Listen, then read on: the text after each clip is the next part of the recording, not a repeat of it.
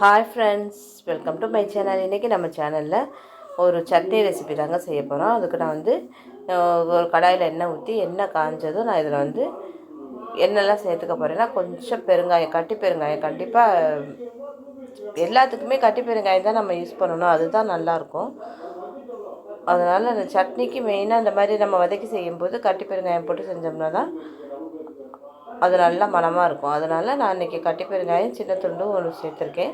அதுக்கப்புறம் அதில் கடுகு உளுந்தம்பருப்பு சேர்த்துக்க போகிறேன். நம்ம உளுந்தம்பருப்பு தனியாக, கடுகு தனியாக சேர்த்துக்கலாம், இல்லை ரெண்டுமே கலந்து வச்சுருந்தாலும் நம்ம அதையுமே அப்படியே சேர்த்துக்கலாம். உளுந்தம்பருப்பு சேர்த்துட்டு நல்லா பொரிஞ்சு வந்ததுக்கப்புறம் நான் வரமிளகா ஒரு 4-5 பேர் சாப்பிட்ற அளவுக்கு சட்னி அரைக்கிறதுனால ஒரு 10 மிளகாய்க்கிட்ட நான் சேர்த்துக்கிட்டேன். ரொம்ப காரம் இல்லாத மிளகா தான். ஸோ அதனால் கொஞ்சம் நான் 10 மிளகா சேர்த்துருக்கேன். ரொம்ப காரமாக இருந்தது அப்படின்னா நீங்கள் இதனோட அளவுகளை கூட்டி குறைச்சி சேர்த்துக்கோங்க. அதுக்கப்புறம் பெரிய வெங்காயம் 2 பெரிய வெங்காயம் நல்லா நான் நீல வாக்கில் கட் பண்ணி சேர்த்துருக்கேன். சேர்த்து அதையும் நல்லா இந்த எண்ணெயில் போட்டு நம்ம நல்லா வதக்கிடணும்.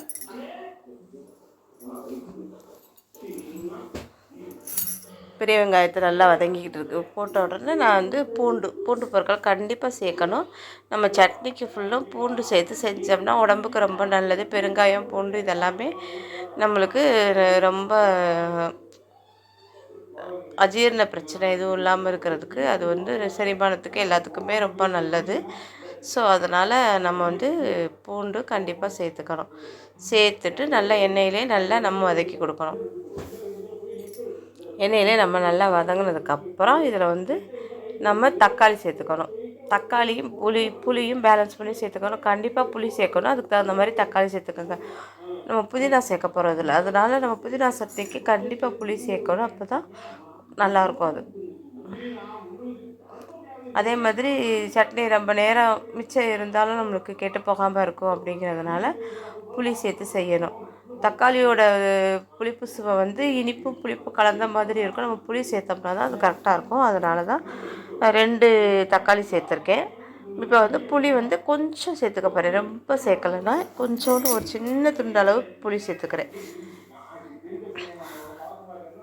பாருங்கள், இவ்வளோ தான் சேர்த்துருக்கேன். அதுக்கப்புறம் நல்லா இதை வந்து நம்ம கரண்டியை வச்சு நல்லா மிக்ஸ் பண்ணி கொடுக்கணும். இது வதங்குறதுக்கு யூஸ்வல் நம்ம சேனலில் எப்போது சொல்கிறது தான், கல் உப்பு போட்டு வதக்கணும். அப்படின்னா தக்காளி நல்லா வதங்கி வந்துடும். பார்க்க பழமாக இருந்தாலும் கூட ஈஸியாக டக்குன்னு வதங்க மாட்டேங்குது தக்காளியெல்லாம். ஸோ அதனால் இந்த மாதிரி இடத்துல நம்ம கல் உப்பு போட்டு வதக்கணும். அப்படின்னா தான் அது நல்லா வதங்கி வரும். அதுக்காக சொல்கிறேன் நான். இட்லி, தோசை எல்லாத்துக்குமே இந்த சட்னி வந்து நல்லா டேஸ்டியாக இருக்கும். அதனால் நல்லா தக்காளி வெங்காயத்தை நல்லா வதக்கிட்டு அதுக்கப்புறம் நம்ம கடைசியில் தான் நம்ம வந்து புதினா சேர்த்துக்க போகிறோம். இவ்வளோ நேரம் வதக்கினா கூட தக்காளி நல்லா வதங்கலட்டும். ஸோ அதனால் நான் வந்து இந்த இடத்துல கல் உப்பு சேர்த்து வதக்கினோம்னாதே அந்த தக்காளி நல்லா வதங்கி வரும். அதனால தான் சொல்கிறேன், திரும்ப திரும்ப கல் உப்பு சேர்த்து தான் நம்ம வதக்கணும் அப்படின்னு.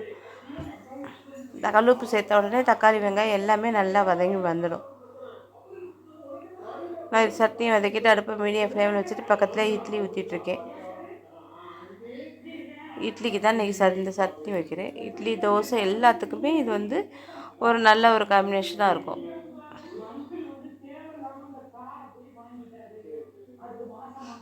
இட்லி ஊற்றி முடிச்சுட்டு இதில் வந்து நம்ம வந்து புதினா, மல்லித்தலை, கருவேப்பிலை இதில் எது இருந்தாலும் நம்ம சேர்த்துக்கலாம். புதினா வந்து நம்ம வந்து கருவேப்பிலையும் மல்லித்தலையும் நம்ம போட்ட உடனே நம்ம இறக்கிடலாம். போட்டு ஒரு கிண்டிட்டு நம்ம இறக்கிடலாம். அது வந்து பச்சை வாசனையோடு இருக்கும்போது அது நல்லா டேஸ்ட்டாக இருக்கும். அதே சமயம் புதினா வந்து அப்படி இருக்காது. புதினா வந்து கொஞ்சம் வதக்கினா தான் கொஞ்சம் நல்லாயிருக்கும் டேஸ்ட்டு. எண்ணெய் பொறுத்த வரைக்கும் புதினாவுமே நம்ம சும்மா சாப்பிட்றது தானே. புதினாவுமே சும்மா சாப்பிட்டா உடம்புக்கு நல்லது தான். புதினா ரொம்ப ஜீரணத்துக்கு ரொம்ப ரொம்ப நல்லது. புதினா கீரையில் அவ்வளோ சத்துக்கள் இருக்குது. புரோட்டீன் நிறைய இருக்குது. அதனால் புதினா போட்டு புதினாவும் நான் இன்றைக்கி கருவேப்பிலை போட்டு தான் போட போகிறேன். மல்லித்தலை இருந்தாலும் மல்லித்தலை நான் போடலை. வெறும் புதினா சட்னியாகவே செய்யலாமே அப்படிங்கிறதுனால நான் புதினா மட்டும் தான் இதில் சேர்த்துக்க போகிறேன். புதினா வந்து நல்லா அதில் காம்பெல்லாம் எடுத்துட்டு நல்லா வாஷ் பண்ணிக்கணும். வாஷ் பண்ணிட்டு தான் நம்ம இதில் சேர்க்கணும்.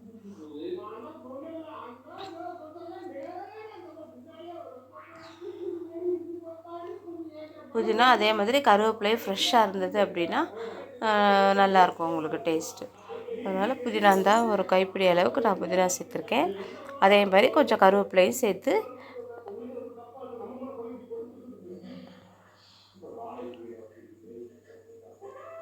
எல்லாம் சேர்த்துட்டு தேவையான அளவு உப்பு இந்த இடத்துல தான் உப்பு போட்டிருக்கேன் நான் இன்றைக்கி.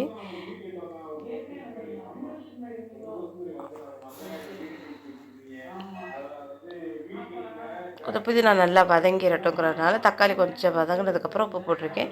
நீங்கள் ஃபஸ்ட்லேயே உப்பு போட்டால் கூட பிரச்சனை இல்லை, டக்குன்னு வதங்கிடும்.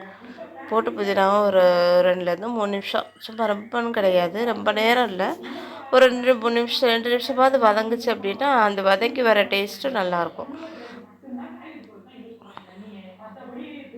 இந்த இடத்துல கலர் பச்சையாகவே வேணும் அப்படின்னா நம்ம வரமிளகா போடாமல் பச்சை மிளகா கூட போட்டு சட்னி செய்யலாம். ஸோ நான் இன்றைக்கி வரமிளகா போட்டுட்டேன். அதனால்